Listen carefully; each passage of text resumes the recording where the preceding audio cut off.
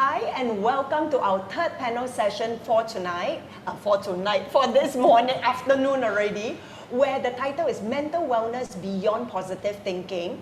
And the subtitle, right, is really different season, different strategies. So I'm very pleased to invite my three wonderful panelists.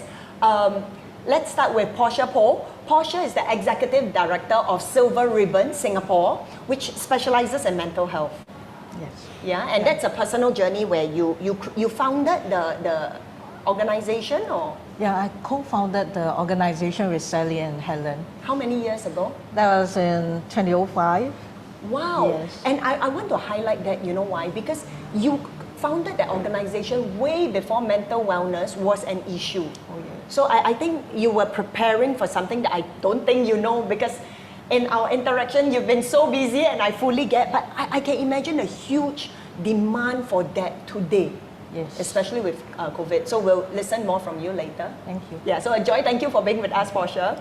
And then we also have Tim Lee, who is the Executive Director or the CEO of Caregiver Alliance. So I want to say about Caregiver Alliance, how I got introduced to it was really when I was paneling another session, and when she shared, we are a charity that gives free courses. I was like, whoa, I think a lot of mothers need to hear how to equip ourselves, because when we equip ourselves, that caregiving role is then skilled. It's no longer, haphazard and, just reacting all the time. So please share later more. Sure. Yeah, thank you so much for being with us, team. And Kamilah. So Kamilah is the founder of MS Kamilah, a Reiki healer. So why I bring in a Reiki healer is because I think while we have a lot of support system and we deal with the mind and the support system, I think knowing our physical body and how naturally we can actually heal ourselves empowers mom wherever they are to then make a difference in their family and their lives. Yeah. So you've heard my three wonderful panelists, and this is where I want to say, okay, motherhood has really brought out the worst and the best in many of us. We've got good days where we feel like champions and low days where we feel like losers and cannot make it. And then the next day and the next day. And it's a lifelong journey. And that's precisely why mental wellness beyond positive thinking. Because I think we are brought up in this culture that celebrates be positive, and we are trying lah. But the reality is sometimes positive thinking may not be the solution. And that's what we seek to address today. So viewers, please type in your questions if you have any, specifically for any of our panelists, and we will be answering them, yeah? So I want to say, mental wellness today has really increased because of the heightened tension, with COVID, and then everyone like pressure cooker, locked within the four walls, and then for me, 7 of us within the small walls. You can imagine the pressure that cooks. And then with the tension, with the need to excel, everyone is so busy and we are relentlessly pushing ourselves. It's like when you slow down, lazy, and that's why I think as human beings, we don't give ourselves space to really relax and just truly get connected with ourselves. So if we start with you, PORSCHE, what are some signs and symptoms, if our viewer is watching, that they could catch and maybe not just for me, but maybe for my children or even for my neighbor, so that, because if we recognize the awareness, we can then make a difference. First of all, Junior, I'd like to thank you for hosting this special session for all of us. And I hope everybody over there, hope you're coping well. And it's very nice of you to do that, especially while we are preparing for our festive season. Yeah, while we are busy preparing it, it's good for you to host this, and let's talk about mental health and take care. So there's a whole list of warning signs, everyone, and Junior. So like sleep, how's your sleep right now? Are you having disturbed sleep or poor sleep? Okay, then appetite is another one that you gotta take note of, Are you having poor appetite? You have no mood to eat, no appetite at all, or engaging in binge eating? And how's your mood? Are you having mood swing? Or you used to be very quiet, and pleasant nature, and right now you become very cranky, or receive feedback saying that, how come you're so moody nowadays, always throwing tantrum or temper? No, so we do have warning signs. It's good to look out for all these warning signs. These are just some of them. And the main one, I think, sleep, appetite, and mood. Thank you. Wonderful. Thank you so much, Thank you. Portia. And Tim, I want to ask, so as we look at the negatives, now can you share, right, when we talk about mental wellness, what are some positive signs that we can look to? Okay, yay, okay, I'm in a good space. So for me, I would think that firstly is emotion.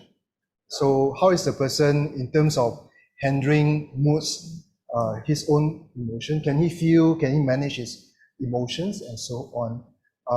Second would be behavior.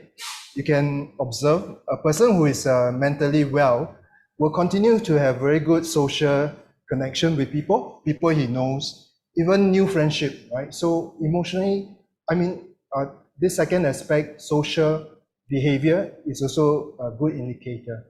I think the last is really about challenges, problems that the person face, crisis. Is he able to cope with that? Is he able to manage that? Does he know how to learn from maybe some of the mistakes he made when he was handling the crisis or the problem? So how a person who is mentally well, I think, is able to handle that, right? Crisis, problems, challenges that he faced. So I would see those as the three things: his emotional state of health, his behavior relating with people, and really lastly is, things that we can't see perhaps, but how he handle a challenge that has been affecting him and his family members. So how would you say is a healthy way of handling a challenge? So let's say, let me give you something specific. Let's say I am going to be retrenched in 1 month because of COVID. How would a positive coping mechanism look like? Well, by the way, I just need to remind myself, I keep using the word he, right? So we are among moms. That's right, yeah. Yeah, so yes, I'll be hoping for a chance to talk a little bit about that. But I think foremost is really not keeping things to yourself, but being willing to talk to other people, discuss it, and maybe you'll find a solution as you talk it out. Right? So I think don't do it alone, basically. That's what I would advise. Wonderful. I love what you share about support system, because I think one of the signs of mental unhealthiness is the isolation. It's where we want to retreat and like build that little cocoon around ourselves. Yeah, that's one of the symptoms. And Kamilah, if you can share, because you coming from your personal experience, you experienced a negative space and now are in a much better space. So if you can share, what is a real contrast for you in an as-lived experience? Okay, yeah, I was diagnosed with anxiety disorder, more specifically adjustment disorder. So I was suffering, I didn't know that I was having that disorder, and I realized the symptoms started way when I was very young, even during my childhood. So it was when I slept, right, when I was sleeping at night, I tend to clench my teeth. I clench my teeth and then I grind it at night. And I didn't know that, but my spouse would tell me that, right? And then I just, whenever I woke up in the morning, I didn't feel like doing anything. I didn't feel motivated to go to work. I was very successful at my work though. I was able to perform, but I wasn't in it fully. Like my mind was there, but my heart wasn't fully there. Yeah, so the funny thing is that I put myself in a situation where, of pressure. Like I told myself that I will only perform well if I'm in a pressure cooker. That's my mentality. So I always, throughout my life, I put myself in a situation where there's high pressure, so that I can keep myself in the part and perform life. So I managed to keep incentive. Back then I was a financial consultant. I managed to, travel. But when I got all those rewards, right, or acknowledgement, I didn't feel it. I couldn't even enjoy it. I couldn't enjoy all the good things in life. Yeah, because I felt deep down that maybe, until now, only now that I realized that I kept telling myself that I was not worthy of all the good things in life. Yeah, because of all the criticism that I had growing up. Yeah, so that was something that I realized for myself. So after you identified that dark period of your life, how did you transition out? I transitioned out after I have had that awareness of me having that type of conversation from myself, that I'm not worthy.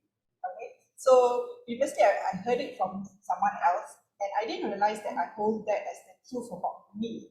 It became the truth somehow. It became like the fact for me. So when I realized that, oh, I actually don't have to take whatever people say about me as the truth or as the fact, and not treat it like it's the reality or that's me, then somehow I free myself from that word. The word suddenly dissolved and disappeared. It became just a word that I hold on to, that became my truth, that I realized that is not the truth. So for you, you literally separated yourself from the expectation, and that was your healing process. Yeah, that's my initial healing process. There were like more things that you did, and you will be sharing, right? Yes, of course. Okay, wonderful. And now I want to talk about stigma, PORSCHE, because I think the reality in Singapore is mental wellness, and yet so few people want to come out and seek for help, because it's as if we internalize I'm bad if I have a mental condition. So can you share more about how do we help it? How do we talk about that mind share? And how do we shift that perspective that it's okay to not be okay? And it's not your fault for having a mental condition. Thanks for touching on stigma. It's never easy to get people to open up. And even, be frank here, Junior, even to organize a mental health event. There are some people who are very fearful of being seen attending a mental health event. So we have been told, don't snap my picture in case, don't post my picture in case people assume that I'm having a mental health issue by attending your event. Why are people so guarded about wanting to project that nice image? I mean, like, there are many concerns. There are some people who say the fear of being judged. People question about my ability to contribute, or question my ability to contribute, or how will people perceive me? Or at times where there are some parents who have kids with mental health issue, and so that parents saying that, no, I'm not comfortable to speak to you. My daughter will get angry. Yeah, or my son will get angry. Don't share. I'm not comfortable to share about my son's or daughter's personal journey. And for Kamilah to share about her personal experience, I really appreciate very much. It's really hard for people to come forward and share about the personal journey. And yeah, the fear of being judged and the stigma, and they worry about losing their job, losing the friendship even. At times, there are some people who are just being shunned by their relatives or friends. So it's never easy. So we need to get everybody talking, keep this conversation ongoing. Like this session is really good. Everybody start talking, everybody start sharing your views now with Junior and the team. Because I think, when somebody has a sickness, like I have a flu, right? There is no judgment. It's just basically I go and get my medication, or I do alternative healing on myself, and it's fine. Yeah. But I think you correctly pointed out that it's that judgment, mental wellness or depression, must be within and that whole long list is what stops many people from coming to seek help early. And I'm just wondering what we can do to shift that. Because depression is really not like, it's like the flu. It's not like I asked to have the flu, come I volunteer and then I got it. It's not like I say, come I want depression, right? It does not discriminate. And how do we get that word out to help the public understand that it's not your fault? And to provide more options, I was talking to team behind the room. That is like, can we provide more options? And how can more people learn about the options, the list of options through talks, through workshops? Because there are some people who say, I'm not comfortable to talk because I'm not ready for treatment. And treatment could be expensive. So this is another myth that actually you can enjoy subsidized treatment and you might be able to tap on your MediSave for your treatment. So through all these talks, we hope to clear the myths, and like what you say, it's okay to be not okay. It's okay to talk about it. And if you have a mild condition, you don't have, it's not necessary to seek treatment immediately. Just speak to a counselor, or there's a list of options around. Yeah. Wonderful. Thank you for sharing with us the various options. And I like what you're saying. Instead of waiting until it's serious and severe, if we treat it early and just, it doesn't even need treatment, right? So wonderful.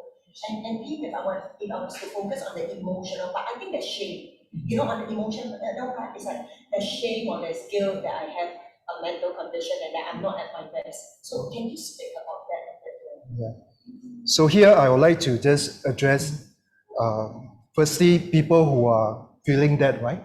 The sense of shame or guilt, but also their caregivers, especially parents, moms and dad. So yeah, there is a lot of stigma associated, and some very extreme. We have one case where these parents, they are, how old are they? I think they are about 40 plus, and they brought their daughter to a temple. They thought there's a spiritual dimension. Right? It wasn't good. It traumatized the girl. So yeah, it's very true that whether you are the one suffering from mental health or you are a parent caring for somebody, you don't like to talk about it, right? And it's very challenging. So my desire is more to talk to those of you who are feeling a sense of guilt and so on, and also the parents. You need to talk about it. It is actually quite common. It's not so uncommon, a mental health issue, especially now that we have experienced COVID-19. The cases are so many. And there are plenty of stories out there about families, people who have faced this in the recent last 2 years. Junior, you talk about having an interview with one of my staff, right? For many years, Karen was somebody who looked after her son. But we have understood that many families experience that. So don't need to stay away, talk to somebody. There are lots of people you can talk to, right? Talk to somebody who you know care for you. Talk to somebody who is prepared to listen and show empathy. Talk to a professional. That one is very important. The best help, as what Porsche said, is really to talk to somebody who can really help you. So a professional will help. It can be a psychiatrist, a psychologist, it can be a counselor, it can be a therapist, or even a social worker. There are people out there that you can talk to. Talk to them about it, I mean, you may not want to tell many people, but go to these people who can really help you. And also talk to somebody who have been through that, right? Somebody who have been through that experience, anxiety, depression, even very serious kind like schizophrenia and so on. Talk to them. And if you look around, there are plenty of such people around. They are there and they are willing to talk to you. So, and of course, talk to people who have been caring for somebody. I'm quite amazed. There are so many caregivers who are attending our program, the C2C program, Caregivers to Caregivers program. This year, I think we are doing about 80 over classes. So I'm so glad that many of them, they came because of a need. Now they understand better what is mental health, and they have some ways of engaging with people who are struggling. So please talk to them, find out from them, how has it helped them, what would they advise you to do, right? So like you said just now, the worst thing to do is to stay away. So go and talk to someone, and there are plenty of options. Right? So that's my encouragement. Yeah. I love what you shared, because I think when you start sharing that emotional connection with someone else means that the burden is no longer alone. It's like, it's shared. And especially if you share with someone who's open and skillful, I think that really makes a difference. So thank you. Yeah. So remember to share, And you talk about spiritual. So this is where, Kamilah, I want to ask you, especially in the Muslim community, a lot of people don't want to come out and seek for help because they see it as a spiritual thing. Is it? Okay, yeah, that seems to be the prevalent reason why some of the Muslim community don't want to seek help. Because when I was having this episode of anxiety, my relatives also thought that I was possessed by a demon. Yeah, and I was being sent to see a spiritual leader or an ustaz, right, to cleanse out whichever demon or that And person. for you, did you think that it was a demon or not? Or you don't know also what's going on? Okay, of course, our faith, we believe that there is spiritual entity All right, but for myself, going through that, I knew that has nothing to do with my spirituality, because I actually did all my prayers. I even prayed even more than even, I did. I woke up at night and prayed. So to say that, it's because of my spirituality is like an insult to my effort. Yeah, seriously. So it's like, it's kind of like guilt tripping, or using religious blackmailing. Oh, you had depression because you are not spiritual enough, or you're not close to God.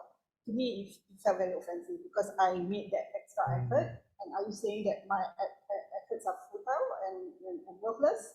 So that what occurred to me.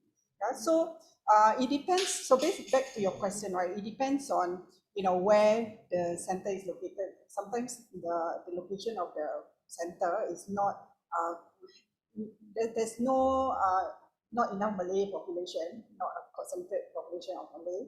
Because now I understand from people from Clark Hill, there's an increasing number of Malay community reaching out for help as well. Yeah, it's not that there's no Malay community seeking for help. There is. Okay, so there's different factors involved. So it depends on the population. It depends on if there is more Malays in one center, the tendency of attracting more to that center is also higher, because as human beings, we are attracted to familiarity.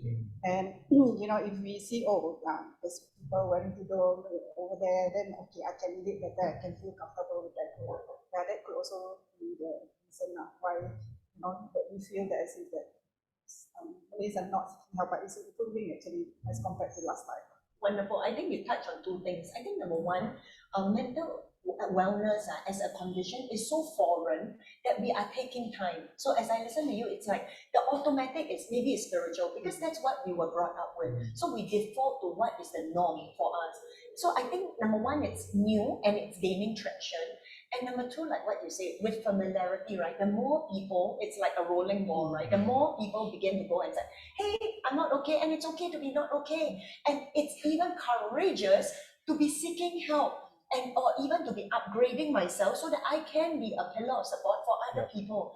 I think that is so commendable. So thank you for sharing that. And now, Portia, I want to ask you, right, when we talk about expectations, because this whole thing about the stigma and expectations, sometimes there is the expectation that causes that mental stress and system overload, except that we don't hear it, right? It just hits us. So in today's COVID world, I'm not just talking about, especially parents. Let's talk about parents. There's so many balls to juggle, right? And then academic stress. Can you speak into that? Like, what are some of the causes of potential mental stress, so that we can begin to veer off it or recognize them, instead of, so if I know there's a wall, I don't boom, then, I just avoid.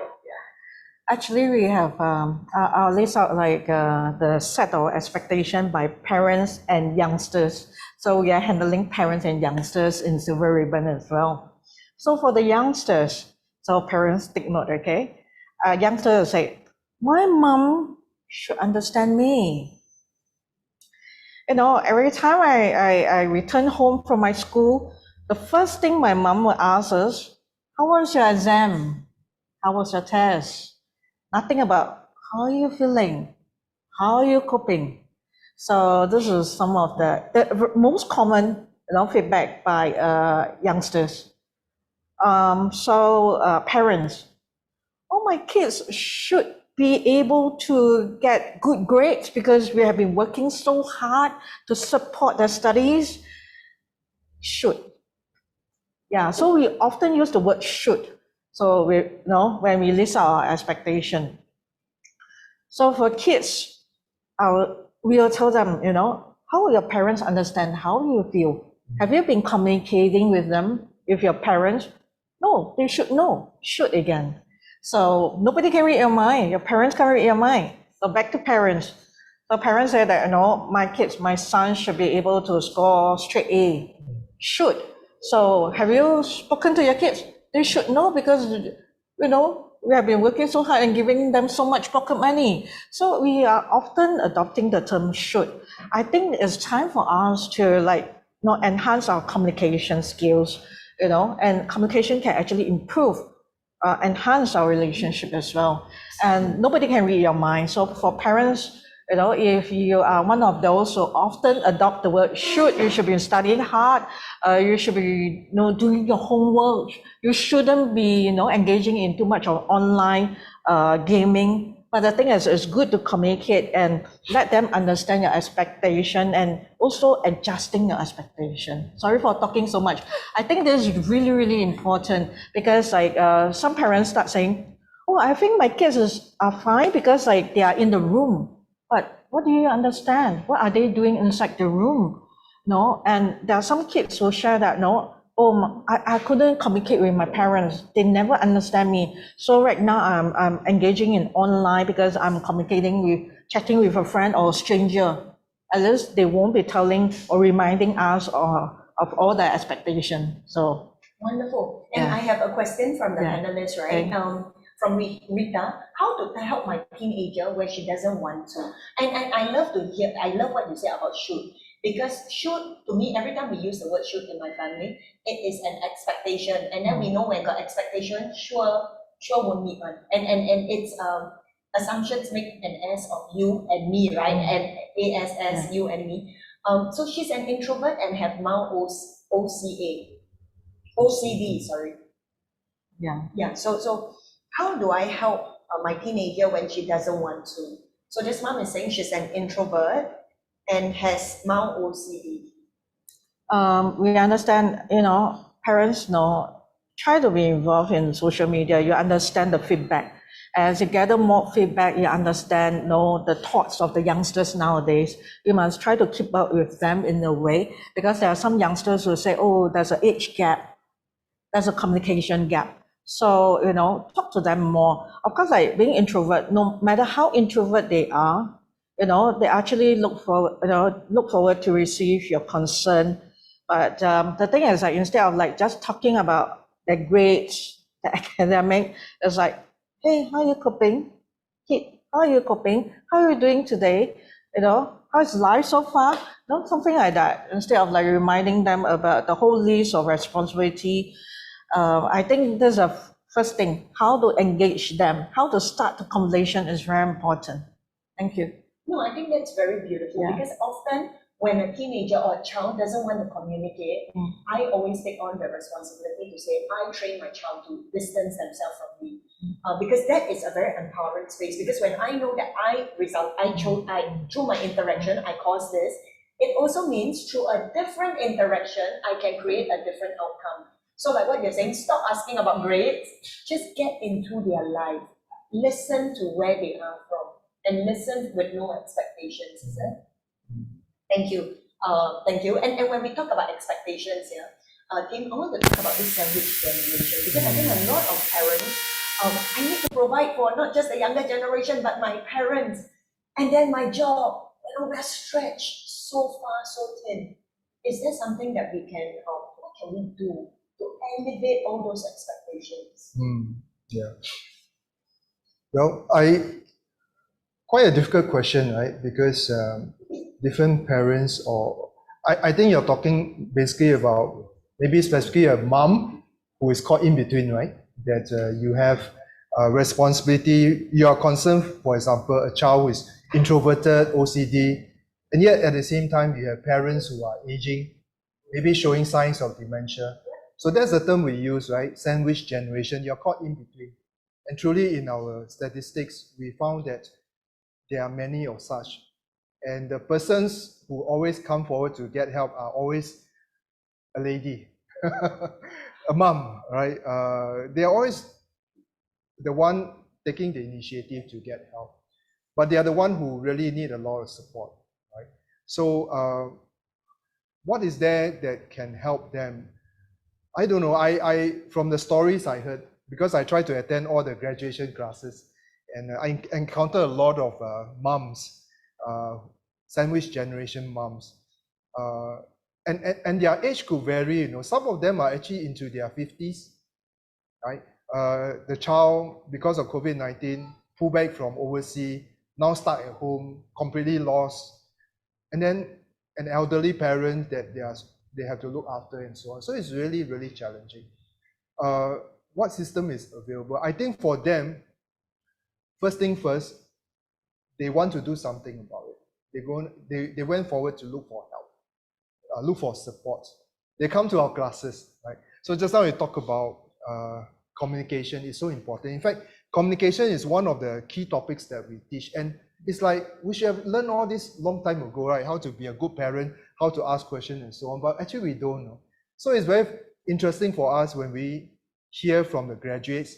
They talk about, hey, I learned how to communicate, And actually communication is really about listening. It's rephrasing the sentences you use so that you invite a dialogue from the loved one, and then they open up to you. And they are discovering how to do that. But you also kind of say something quite interesting, Junior. It's actually empathy. Again, empathy is another big topic that keep popping up when I attend graduation. They say that sometimes they are not listening to what you say, but they are listening to how you feel about them. Do you really empathize with them? So I think that is something quite astonishing for me, because I realized that while we are worried about big things that government need to do and so on, society need to provide. But at its core is about an individual recognizing his or her situation and saying, I need to do something, I need to get help. And then really learning, finding out from others, getting the support they need, and then and try to improve from day to day. Right? I think it's really challenging. It's not straight, immediate fix, right? I mean, talk about the young girl, right? Introverted, OCD, it take many years. I'm sure it took you many years as well to get out of it. But you go at it, you keep looking for answers, solutions, find out, learn, and then you adapt and see where that takes you. And you really need professional help, as I talked about. You go and get professional help, because your daughter may not want to talk to you, but find a way to encourage her to talk to somebody, maybe a friend who is familiar with helping someone mentally unwell. See whether your daughter has such a friend. Right? So work with people who might be able to help. Don't give up. Right? Keep looking for that solution that is there. Yeah. Wonderful. Thank you. I love what you say. So Rita, we just want to acknowledge you for even asking the question, because this is obviously one of your methods of looking for answers. And like what you say, there's this famous saying, I don't care how much you know until I know how much you care. And I think in this love-starved generation, right, every child, every human being is looking to connect. Will you accept me as who I am? When I'm in my lowest, where I fail, where I'm doubting even my own capabilities, am I accepted just in my lowest? And I think when we as parents can create that space to say, yay, let's celebrate you. You may not have scored, you may not be like your friend, and you don't need to. I am here for you.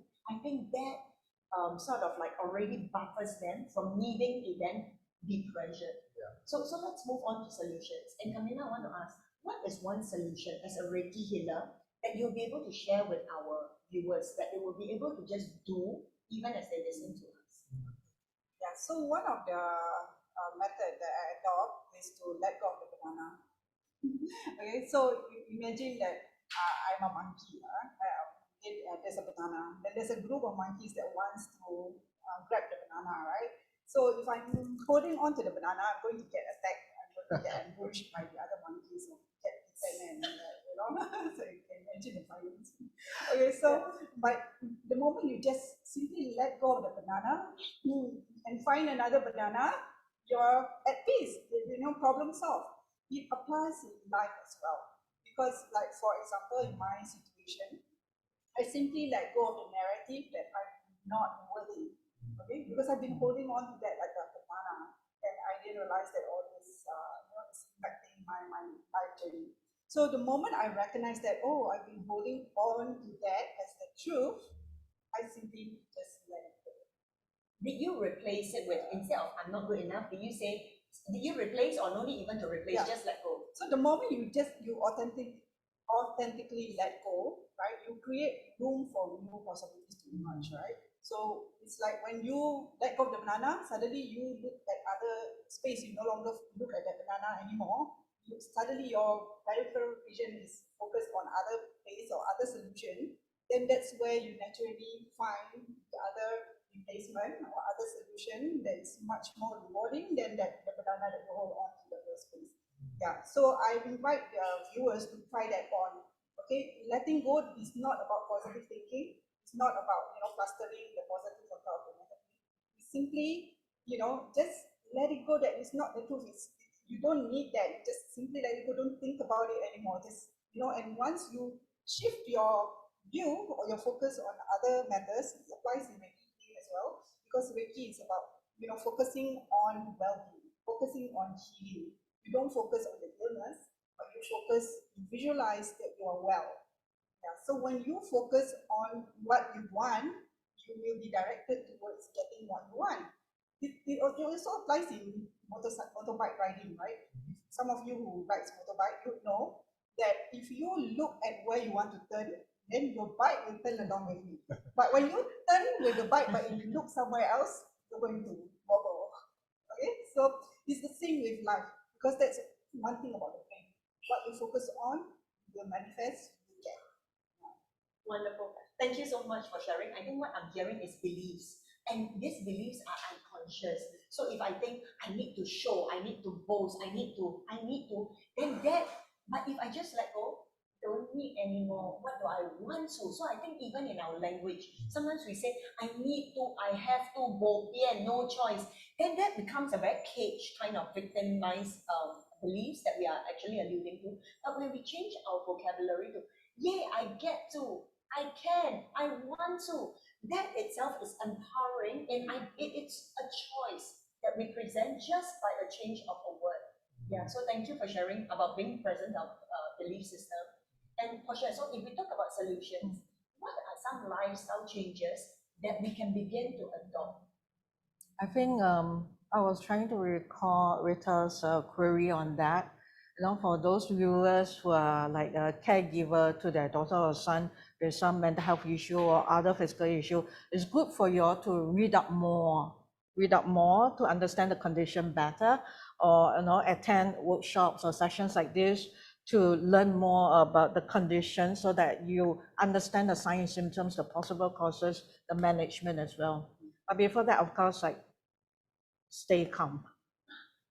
Even before you do anything, you got to stay calm, because I know it's challenging to face any challenges, but first of all, you got to stay calm, stay focused on those which are within your control. Stay focused on whichever are within your control, because wherever you are facing a whole list of challenges, you just lump everything together and you feel so lousy about everything. My wife is like that, my son is like that, my mom is like that. You lump everything together and you feel that the whole world is upside down and everything is not working.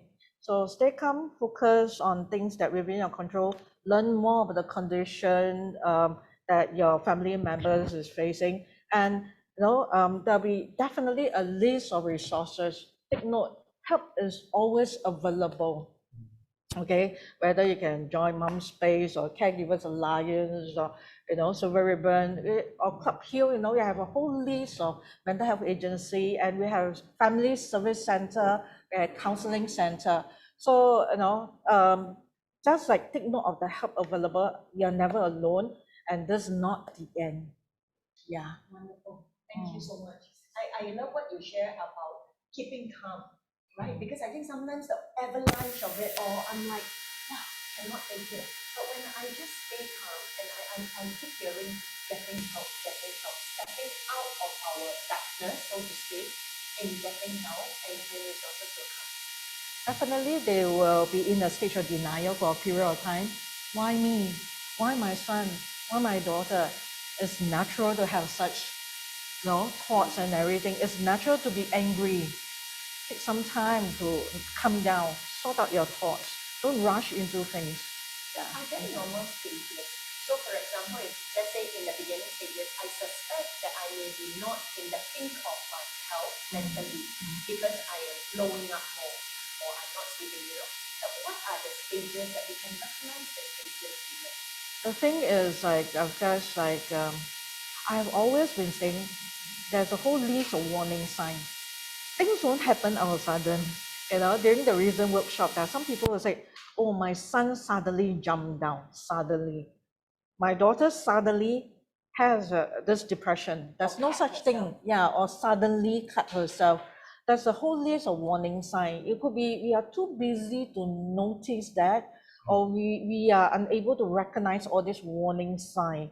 So the thing is, it's good to, find out more, about like the resources available. There's a whole list of courses, whether paid or free or charged, we have a whole list of mental health agencies. We are working very closely. All the mental health agencies are working very closely and cater to different needs. There are some Muslim communities saying that, where can I seek for help? And usually I talk about Dr. Radia and Club Hill, go to Club Hill, and I'm a Catholic, then what can I do? Go to Clarity, yeah, Clarity is helping out. Then how about Buddhist? No, I'm a Buddhist. Then maybe you can Google about Le Jia Society. So there's a whole list of services and programs catered to different needs. So you are never alone. This is not the end. So, of course, it's like at the beginning, I like the way you said, we can't just tell someone to think positive, right? We can't be positive. Can't be. So it's okay to be not okay. Take some time to sort out everything. Definitely, there's a phase. So first of all, you realize that it start affecting your sleep, your appetite, your mood, and or you get feedback. Hey, how come you're so cranky lately? How come your work is like, not done properly? So you get some feedback, and it's like these are some of the warning signs that you can look up for. Yeah. And I think what's more pervasive is it's no longer just adults, even the kids are under that pressure, right? So what does, just now you were talking about the different organizations that people can seek help from. What is Silver Ribbon's specialty? Wow. I never thought to sell about Silver Ribbon. I like talk about the whole list of. So the thing is, for Silver Ribbon, we advocate for mental health. I was working in IMH, Institute of Mental Health, for 8 years, and I realized that there's a need to have public education. We can have like the world-class treatment, but many people are hesitant to come forward, hesitant to speak out. So like this, this session is creating a safe space for people to speak up, for people to talk and discuss about mental health. So that's how after working in IMH 8 years, and I and my co-founder Helen and Sally decided to set up Silver Ribbon to organize more talks or workshops or events to educate the community on the importance of mental health, the list of resources available. I was talking to Kamilah about we need to provide options, more options. Why your daughter refuses to seek help? Because you say, go to this particular center. Are you providing options for your kids, your loved one? Options, time. Are you giving enough time for them to decide what they really want? That one, space. Are we giving them space to breathe? They say, since you're having OCD, you should be seeking for help. But are we giving them space to breathe? I love what you shared, because I think even in that, right, sometimes we come from, you've got a problem, I need to fix you. So naturally, if you come to me like that, all my defenses are already, I'm like, I got no problem, you are the one with the problem, and I will probably run away. And I think even though parents come from a good space, and our heart is really to support and to, heal, sometimes on the other, from the other person's perspective, it comes across like you are fixing me, and nobody likes to be fixed. So I think it's like in what we say communication, the way we communicate, let's put ourselves in the shoes of the receiver and ask how is the message landing on them, right? And I think then it will bridge that good intention together with how it's received. Things such as like, you should be seeking help. You should be taking your medication. Constantly there are some parents who say, have you taken your medication? Have you taken your medication? It's quite discouraging. Yes, it is. If you keep reminding, I'm like, no, and I will dump the whole thing, but yes, no, but I hear you. Yeah, when we come from condescending or top down, it's very, limiting. And thank you, PORSCHE. And Yin, if you can share about what are some skills that your free course teaches from Caregivers Alliance? Maybe it's quite interesting. Just now I mentioned we teach about communication skills. It's an 8-week course, right? It's a 12 weeks program. That's our main program, but we also have a 8 weeks program for caregivers or person with dementia. That one is 8 weeks. We also have one program for young caregivers. Yeah. Our training or our classes is a mix. We have Muslims, we have Hindus, we have all kinds of people, and they come together. There is a reason why we make it so long. Some people say 12 weeks, very hard to imagine. But the truth is that very often at the end of 12 weeks, during the graduation, they say, wow, I'm going to miss this. I don't know what to do now on Thursday night because I've been used to it for 12 weeks. 3 months. Yeah. But I think that's where the journey actually starts, because our objective is not just to impart to them knowledge or skills. Our objective is to help them find friends within the class, because it is very important to them. They need to be able to find support after that. So back to your question, what do we teach them? We teach them self-care. You'll be amazed why you have to teach people self-care, but you need to teach them that, because they are just so caught up in caregiving that they don't realize that if you don't take care of yourself, it's not going to sustain. What if you yourself break down? We teach them problem solving. I was hoping to say a little bit about that, because I think all of us face different challenges and it's so difficult. But there is actually a process involved. It's a simple process. I think this was kind of created by a very famous counselor in Singapore, Anthony Yeo, but he's no longer around. So there's a PADI approach. So we teach that to caregivers as well, how you walk through this process to define the problem, clarify what it is. You also explore what have you tried before, previous solution, attempted solution. And then you think about what's next, right? What is your desired outcome next? And then you finally look at what can you do about it? What are the interventions? So it's a very simple process that we teach in our class, but it's like, well, I never think about it. And better still, if you can work with somebody that can support you within the family, I think that helps a lot. So those are some of the things we teach. I would really encourage those. So you gave PORSCHE the chance to talk about Silver Ribbon, right? So I take this opportunity to talk about Caregivers Alliance.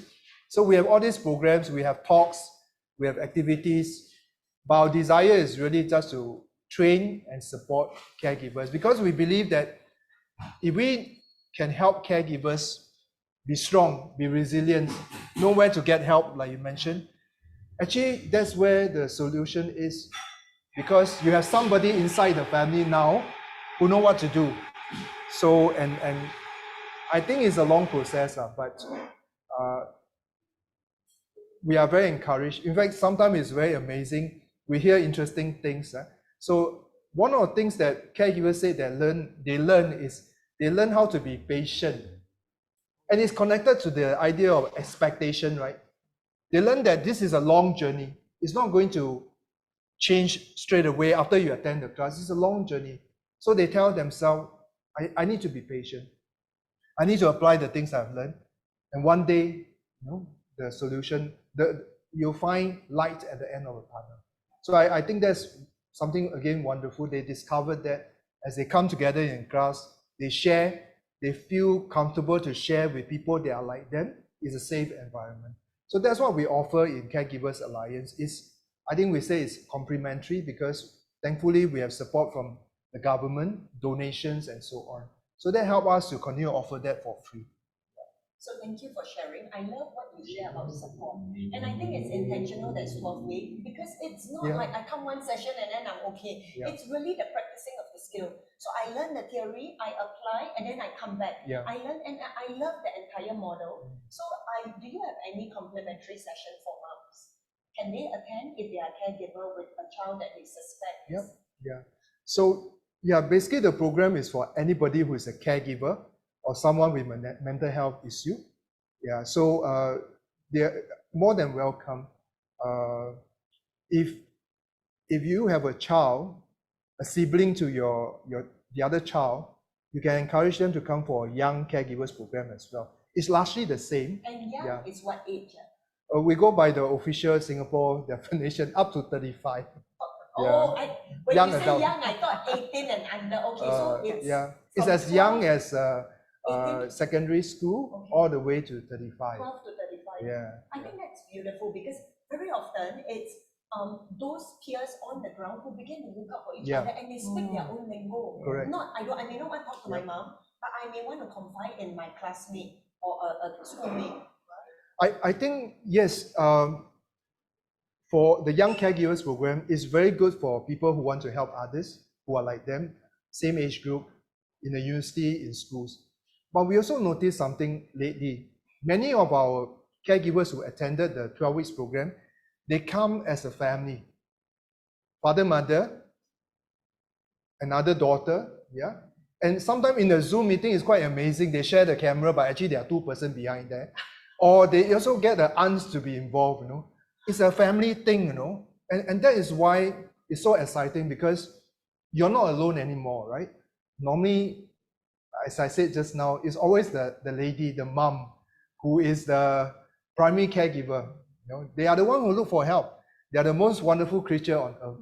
But can you imagine now, your child, want to help the brother, is also attending a class. Your sibling, uncle who is very concerned, also attend the class. Your father or mother, the grandparents also attend the class. And we have seen that. It's so exciting, when they talk about, hey, they are waving to each other, different places, all coming to the same meeting. Last time we can't do that, right? Physical space. But now we can. It's all over Zoom. So I think that is actually something really important. You're not alone, right? Mom, you're not alone, right? You have the support of everybody else in the family unit. And I love what you're doing because it's no more just an individual being skilled, but each of us will internalize the teachings differently, right? So it may be the same course material, but whether the aunt or the mother-in-law or the mom or the child, as they differently internalize, it creates a family unit of wholeness where we can then vibrate that light to anyone else in that society. So I think that's beautiful. In fact, if I may, this is something I want to make it very clear. There's this contention about medication for somebody who's mentally ill. What I'm hearing again and again is that medication is important. But when you have different family members saying, I don't agree with this, you should wean him off. And then the professional are saying, no, consult me before you do that. You see, within the family, you're already fighting, right? How nice it is if they all come together, have the same understanding, and then they don't quarrel in front of each other, right? I mean, in front of the child. But they all come together to do the same thing. So this is an example that when people come together, learn the same stuff, they're all aligned, speak the same language, I think the help offered to the loved one who is suffering is much more likely likely to work. Yeah. Wonderful. Yeah. Sorry, I just interrupted because that is a wonderful discovery we have made that actually medication is very important. Don't be too quick to take them off because it stabilizes them. Wonderful. So for those viewers, do look at our Caregivers Alliance because they will be offering some 12-week course. And now I swing to the other extreme spectrum where we talk about a Reiki healer. So we have medication, but on the other extreme, no medication. Can you share a bit more of how Reiki healing, like the science of it, so we can understand?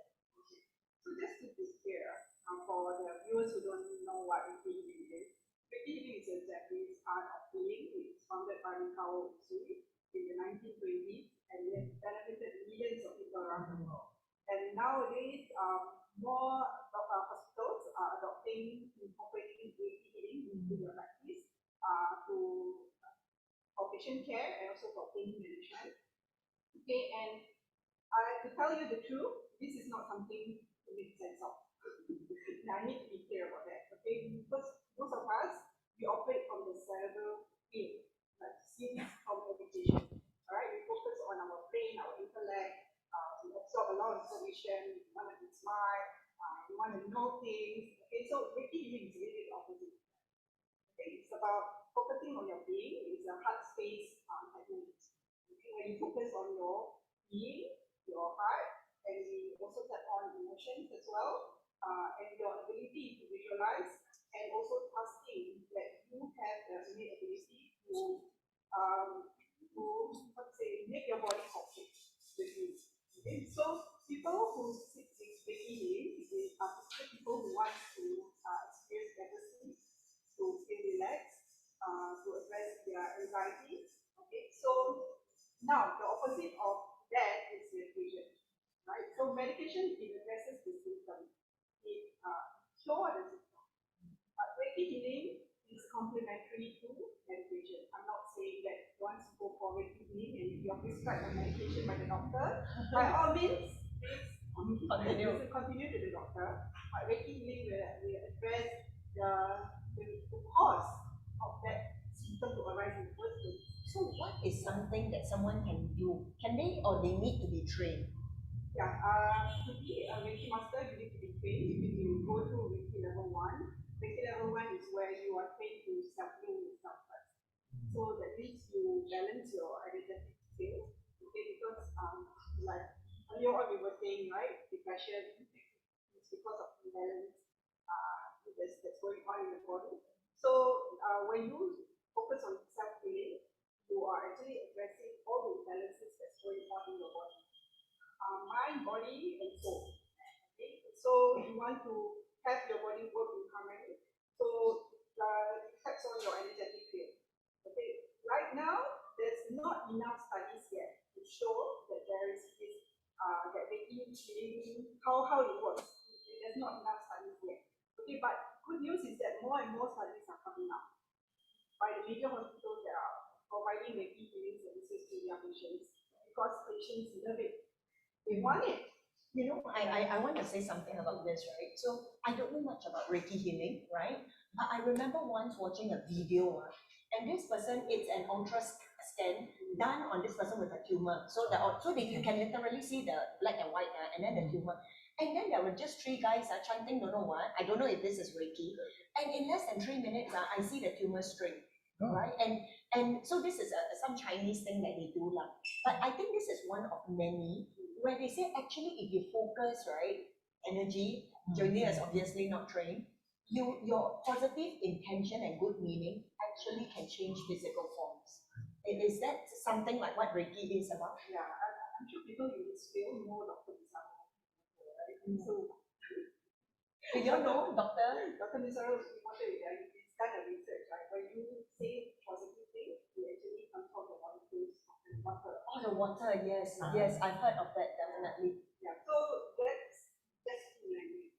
And also sound therapy has been able to do that as well, right? So Reiki is nothing to do with sound, it's nothing to do with affirmation, but it's more to visualization. Because earlier on, in fact, Dr. Bruce Lipton,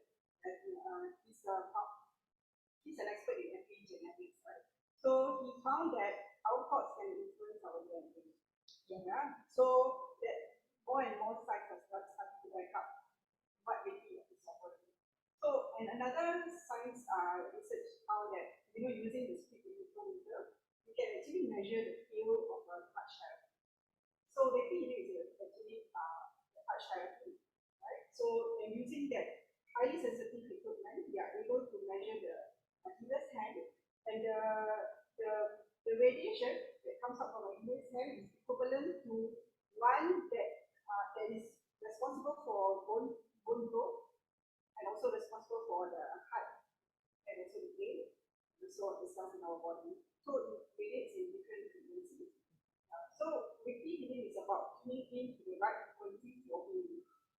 You want to be equipping your body in the right environment to support the healing of your parasympathetic nervous system and provide a good homeostasis for your body. Alright, so yeah, so most of my clients who came for Reiki healing, they didn't want to see the doctor. Not that I discourage them to see the doctor for sleeplessness or for anxiety. They want to, like what you said, right? They want options. They want to know options. So these are the options that they are willing to try. So all of my clients are able to experience reduced anxiety. They are able to sleep better at night, and they are able to make wise decisions for themselves because we have that innate ability to make the right decisions for ourselves. But sometimes our internal, there's no internal alignment. That's haywire wonky because of our environment or what we eat, because we don't take care of our body. It's very important to live a healthy lifestyle, well-balanced lifestyle, eat the right diet, exercise, because that also promotes the well-being of the body. So if you don't take care of that, it upsets the ecosystem in the body. Yeah, so the key comes and that. Yeah. Wow, wonderful. So you've heard from our three different panelists, PORSCHE, who comes from the mental space, right? What we can do in communication. Tim, who comes from Caregivers Alliance, a course so that we can learn the skills. And Kamilah, who comes from Reiki, right? Like energy, how do you tap into the alternative if you don't want to do medication? So in closing, I trust that you've had an amazing session with us. Do tune in tomorrow. And before I end, just any one last advice, just a one-liner that you want to leave our audience with. We start with you, PORSCHE. Be kind to ourselves while you're caring for your family members. Don't forget, be kind to yourself. Thank you. Okay. So for me, it is about learning. Keep on learning, and that's the amazing thing I see in many moms. They are always seeking to learn so that they can deal with the challenge that they are faced with. So keep learning. Don't look for new opportunities to gain new knowledge, new skills, and as you learn, you adapt from there. If you make mistake, you also learn from there, and I think that will be something really useful if you are faced with a struggle that you have been contending with for the longest time. So keep learning, don't give up, and there's always really hope ahead. So that's what I'll. So keep learning. Thank you, Tim. And Kamilah? Yeah. So for me, self-awareness is very important. Right. So no matter, sometimes, of course, we have to learn, right? But if you don't have that self-awareness on how you can apply those learnings, it's not going to help us. So it's going to take a long time. So to cut the learning process short, focus on self-awareness, being close to yourself, being in touch with your emotions, being in touch with your thoughts, try to understand yourself better. Ask, who am I? What is my purpose in my life? So begin that spiritual journey or self-awareness journey, so that all the information that you receive will make sense and goes in harmony with you in your life. So that's it. Wonderful. Thank you so much, Kamilah. Thank you, PORSCHE, Tim, Kamilah. And with that, I want to end. We started with this. The hardest, right, about mental wellness is the judgment that we bear first on ourselves and then the people around us. So let's lift that judgment. Let's stop that comparison and having the expectation of what should and shouldn't. And let's begin to empathize, be in touch with our humanity. Because what it takes to be a human being is really the totality of the highs and the lows and the not desirable. Let's be brave to let it all shine through. So with that, I pass you over to Charlene for the prize. And I see you tomorrow at 10 a.m. for another very exciting session. Thank you, and this is Junior Tan from Mom Space signing off. Bye.